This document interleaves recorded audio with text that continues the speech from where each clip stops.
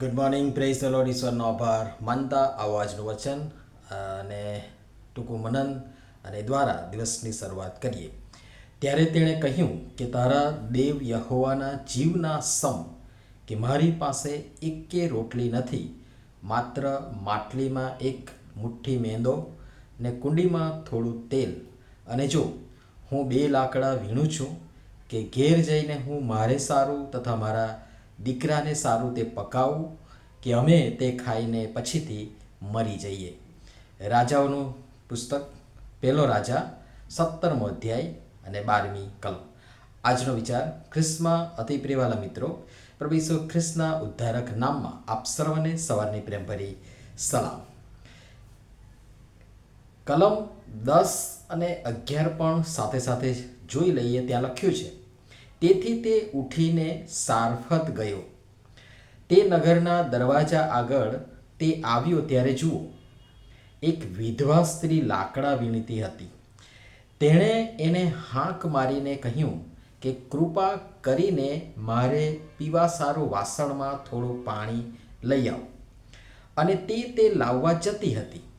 એટલામાં તેણે એને હાંક મારીને કહ્યું કે કૃપા કરીને મારે સારું હાથમાં ટુકડો રોટલી પણ લેતી આવજે. એલિયા હવે દેવની વાત માની કરિંથના નાળામાંથી આ તરફ પ્રયાણ કરી ચૂક્યા છે અને હવે એ દેવની વાત માની છેક સારફત નગરના દરવાજાની આગળ આવી પહોંચ્યા છે. હવે જે સ્ત્રીને દેવે એલિયાનું પોષણ કરવાની આજ્ઞા આપી હતી અથવા તો આપી છે, તે લાકડા વીણતી હતી. દેવની યોજના જુઓ. એલિયાએ નગરમાં ફરીને એને શોધવાની પણ જરૂર ના પડી.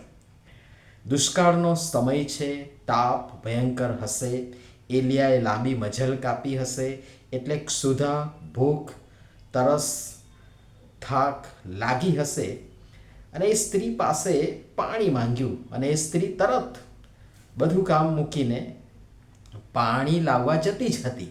એટલામાં ટુકડો રોટલી લેતા આવવાની પણ માંગ કરવામાં આવે છે. અને ત્યારે એ સ્ત્રી પોતાની જે તે વાસ્તવિક વર્તમાન પરિસ્થિતિનું અને સાથે સાથે તેનું અને તેના દીકરાના ભયંકર ભાવિનું એટલે કે ભવિષ્યનું પણ ઉપરોક્ત એક જ વચનમાં બહુ સચોટ રીતે વર્ણન કરી દીધું છે. પહેલી બાબત, એક વિધવા સ્ત્રી લાકડા વણતી હતી.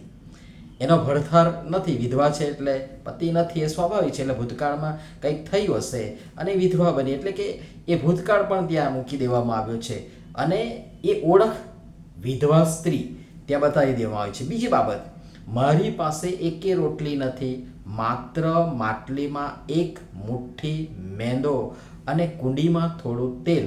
એટલે કે વર્તમાન હાલત અને પરિસ્થિતિથી વાકેફ કરવામાં આવ્યા. ત્રીજી બાબત, લાકડા વીણી ઘેર જઈને મારે સારું તથા મારા દીકરાને સારું તે પકાવું, કે અમે તે ખાઈને પછીથી મરી જઈએ. મતલબ હવે છેલ્લું આ જ છે. જે કંઈ છે તે બસ આટલું જ છે અને એટલું ખાઈએ પછી પૂરું થશે અને કશું ન રહેવાથી હવે પછી અમે મરી જઈશું. એ ભવિષ્યકાળ, નજીકના ભવિષ્યકાળનું પણ ત્યાં બહુ સચોટ વર્ણન કરવામાં આવ્યું છે. 3 કાળ આવી ગયા. હવે આ થઈ સામાન્ય ભૂખ અને ખોરાકની વાત, પણ એનાથી સેજ આગળ વધીને આની સાથે સાથે આપણે આત્મિક બાબતોને પણ જોડવા માટે પ્રયત્ન કરી જોઈએ.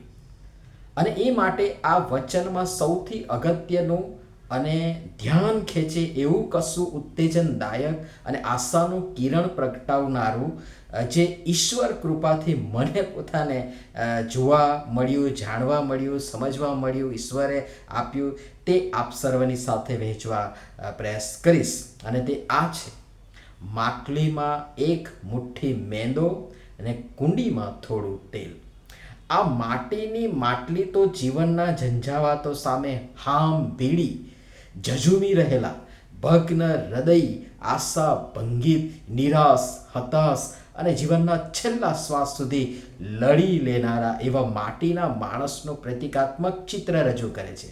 જ્યારે એ માટલીમાંનો મેંદો એ આપણ સર્વમાં રહેલ વિશ્વાસ અને આત્મિક ખોરાક સમાન વચનો, આશા વગેરેનું ચિત્ર રજૂ કરે છે કે જે આ સ્ત્રી દ્વારા જેમ ઈશ્વરે એલિયાનું તો પોષણ કર્યું જ, સાથે સાથે એ સ્ત્રી અને તેના દીકરાનું પણ પોષણ કર્યું, અને એ પણ ઘણા દિવસો સુધી કર્યું.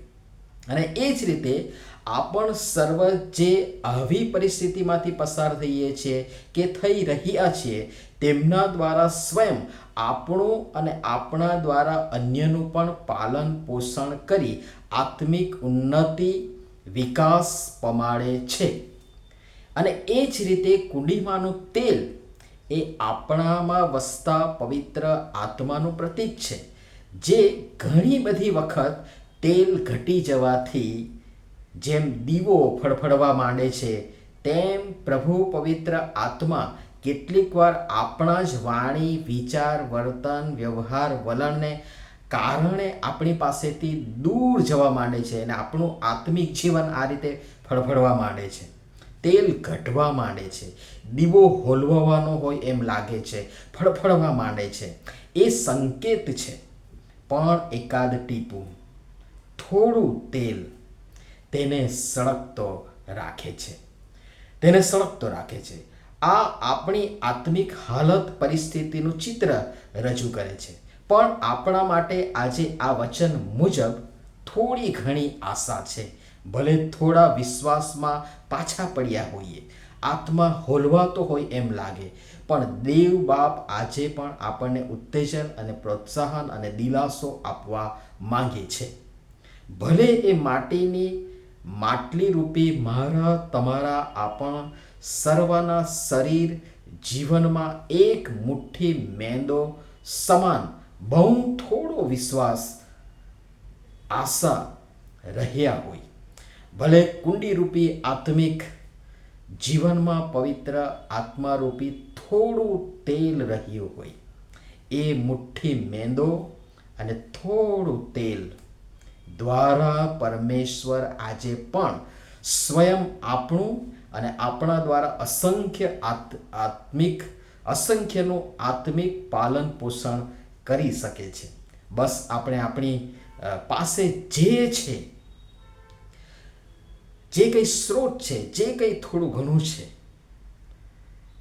આપણી હાલત, પરિસ્થિતિ જે છે, આપણે જેવા છીએ તેવા, તેની સચોટ, વાસ્તવિક અને સાચી રજૂઆત આપણા ઈશ્વરને આગળ કરીએ. આ અમારી પરિસ્થિતિ છે, આ અમારી દશા છે, અને ત્યારે ઈશ્વરના અદ્રશ્ય અને અજાયબ હાથ, અદ્ભુત કૃત્યો, વ્યવસ્થા અને ચમત્કાર આપણે જોઈ શકીશું, અનુભવી શકીશું. દેવ બાપ સમજવાના માટે આપણે સર્વને સહાય તથા મદદ કરો. નમીએ પ્રાર્થના કરીએ. પ્રેમાળ, મહાન અને ગૌરવી ઈશ્વર અમારા પિતા, ગમે તેવા સંજોગો હોય, પરિસ્થિતિ નાજુક અને ડામાડોળ લાગે, જીવનદીપ ફળફળ કરતાં બુઝાતો જણાય, પણ અમે છેલ્લા શ્વાસ સુધી આશા અને વિશ્વાસમાં ટકી રહીએ અને આપના પ્રેમનો પ્રતિસાદ આપતા રહીએ. માટે કૃપા કરી અમ સર્વની તમે સહાય તથા મદદ કરો. પ્રભુ ઈસુના નામમાં આમેન.